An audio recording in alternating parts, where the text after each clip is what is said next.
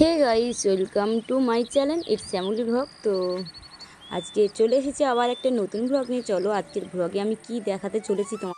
তো একজন মায়ের কাছে দুই সন্তানের তাদের কি আবদার হতে পারে আজ তোমাদের সামনে তুলে ধরবো সেটাই দেখো। দুই মেয়ে আমার কাছে আবদার করেছে ওরা কি খাবে। রোজ রোজ মাছ মাংস এটা ওটা খায়, তাদের আর এখন ভালো লাগছে না, যার জন্য কি খাবে আজকের আমাকে বলেছে সবটা।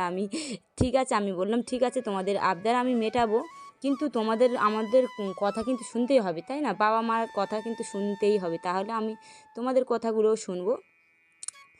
তো এটা বলে দুজনকে স্কুলে রেডি করে নিয়ে চলে যাচ্ছি। সেই প্রত্যেক দিন যেমন রুটিন থাকে সেই একই রুটিন।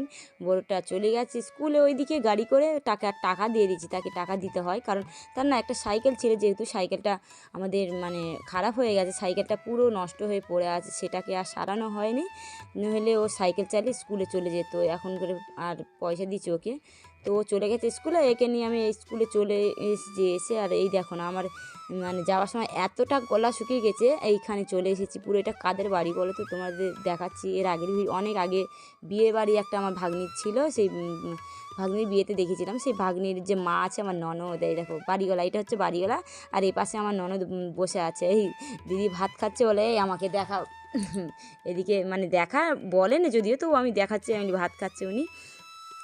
তো এদিকে আমি জলটা খেয়ে নিলাম, আমার ননদ জল দিল, ননদ রান্না করছে, বলছে রান্না করা হয়ে গেছে তুই খেয়ে নে চলে যা। প্রত্যেক দিন যতবার যাই শুধু করে খেতে বলে, আমি খাইও মাঝে মাঝে, আর এখন আজকে টাইম নেই ওর জন্য আমি একদম খাইনি। আমার ননদ দাঁড়িয়ে আছে এই সাইডটাই, দেখো বড় ননদ সাইডটা, আমার জায়ের বাড়িও আছে, অনেকবার বলেছি তোমাদেরকে।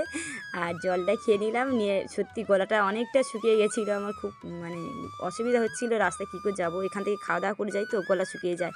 আর নন্দায় শরীর খারাপ বলে রান্না করছে আমার ননদ দিদি, জামাইবাবুর তো অপারেশন হয়েছে, গলব্লেডার হয়েছিল পেটে, অপারেশন হয়েছে, ওর জন্য দিদি রান্না করতে নিরামিষই রান্না করছে ওর জন্য। তাছাড়া আমি খিদে পেলে আমার সময় থাকলে আমি খেয়ে নিতাম, তোমরা তো জানো আমার ফোনের মধ্যে কত কাজ থাকে। আমি এই টাইমটায় এসে বাড়িতে রান্না এই টাইমটা এসে আগে রান্না করতে বসি না, আগে আমি ভিডিও যেটুকুনি ছাড়ার এডিট বাকি থাকে ওই সম্পূর্ণ করে ছেড়ে তারপর রান্না করতে বসে যাই। আর ওই কাজটা করে নিয়ে তারপরে আমি কাজে বসবো। এখন এই আলু কাটছি, দেখতে পাচ্ছ আমার দুই মেয়েরা আবদার, কি আবদার বলো তো। ওরা বলেছে আমরা ডাল আর আলু ভাজি, ডাল আর আলু ভাজা হলে ওদের আর কিচ্ছু চাই না, কিচ্ছুই না। প্রত্যেক দিন যদি ডাল আলু ভাজা দাও তাই খাবে, আর একটু মাঝে মাঝে মাংসটা ভালোবাসে, কিন্তু ডাল আলু ভাজা আমি যেই বলছি আজকে কী রান্না করবো, মাছ হলে দুজনে খেতে চায় না, দুজনকে জোর করে মাছ খাওয়াতে হয়। আর ডাল সোয়াবিনটা খেতে খুব একটা, স্কুলে যেহেতু খায় স্কুলে দেয় তার জন্য অতটা পছন্দ না, কিন্তু ওদের ডাল আর আলু ভাজা আর কিচ্ছু লাগবে না, কিচ্ছু না। ডাল আলু ভাজা যদি ডেলি দাও ওরা ডেলি খাবে, ওর জন্য এটাই আবদার করেছিল। তো আমি ওই ডাল আলু ভাজা করছি, ওর বাবার আবার ডালের সাথে আলু ভাজা পছন্দ না, ডালের সাথে যদিও আলু ভাজা দিয়েছে কিন্তু পাঁপড় ভাজা লাগে ওর বাবার, যার জন্য আজকের আমি ডাল আলু ভাজা আর একটা কী করবো তোমরা দেখো, দেখলে বুঝতে পারবে যে আমি কী রান্না করবো। আর আর কি আর হচ্ছে পাঁপড়ও ভাজবো। চলো তোমরা ভিডিওটা দেখতে থাকো, আমি কী করছি না করছি সারা দিনের ব্লগটা তোমাদের সামনে আজকে আমি তুলে ধরবো, যেটুকু পারছি সেটুকু চেষ্টা করে যাচ্ছি। আর তোমরা সবাই ভালো থেকো, আর আমার ভিডিওটা দেখে যদি ভালো লাগে তাহলে লাইক সাবস্ক্রাইব শেয়ার করে দিও, প্রত্যেক দিনের মতন প্রত্যেকটা ভিডিওতে দিলে ভালো হবে, অনেক খুশি থাকবো। আমি জানি তোমরা আমার পাশে আছো, থাকবে, ঠিক আছে? তোমাদের ভালোবাসায় আমি একদিন অনেক বড় হব, আমি সেই আশা নিয়ে আমি ভিডিওতে এসেছি, ঠিক আছে?